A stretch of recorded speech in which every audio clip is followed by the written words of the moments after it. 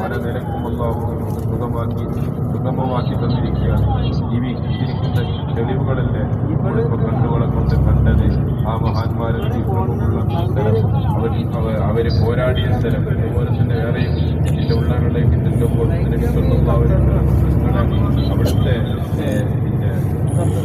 അഭയം പ്രാപിച്ച, അവിടുത്തെ കൊണ്ടുപോയിരുത്തിയ സ്ഥലം, ആ സ്ഥലത്തിൽ നിൽക്കുകയും മിസ്കിനേക്കാൾ സുഗന്ധം അവിടെ നിന്ന് അടിച്ചു വരുന്നതായിട്ട് കാണാൻ സാധിക്കും. ഇത്രയും പവിത്രതയുള്ള പല ഏരിയകളും റൂമിന്റെ ഒന്നിച്ച് അറകളിൽ നമുക്ക് കാണാൻ സാധിക്കും. ഏതായാലും അല്ലാഹു തആല ഈ മണ്ണിന്റെ ബറക്കത്തുകൊണ്ട് അല്ലാഹു നമ്മുടെ ഈ സിയാറത്ത് അല്ലാഹു കബൂലാക്കുമാറാകട്ടെ.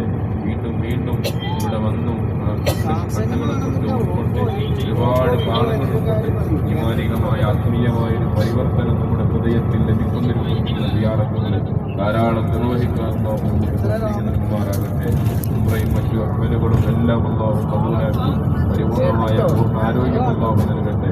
എന്തെങ്കിലും ബാക്ടീരിയകൾ, വൈറസുകൾ അലോസരപ്പെടുത്തുന്ന ഭീതിതമാക്കുന്ന പല രോഗങ്ങളും പല ഭാഗത്തിൽ നമ്മൾ കേട്ടുകൊണ്ടേയിരിക്കും. പല ആളുകളും പെട്ടെന്ന് രക്തം വീഴുന്ന അവസ്ഥയാണ്. അതൊന്നും നൽകാതെ അല്ലാഹു തആല നമ്മളെ പൂർണ്ണമായിട്ട് കാത്തു സംരക്ഷിക്കട്ടെ. പ്രത്യേകിച്ച് പെട്ടെന്നുള്ള മരണങ്ങളിൽ, അതുപോലെ തന്നെ പ്രവാസ ലോകത്തിൽ നിന്ന് ഇന്ന് മരണത്തിലൊരു മുദ്രയില്ലാത്തൊരവസ്ഥയാണ് കാണാൻ സാധിക്കുന്നത്. നമ്മളറിയുന്ന, കേട്ടറിയുന്ന, കണ്ടറിയുന്ന മരണങ്ങളിങ്ങനെ നിമിഷ നേരങ്ങളെ കൊണ്ട് സംഭവിക്കുന്നു.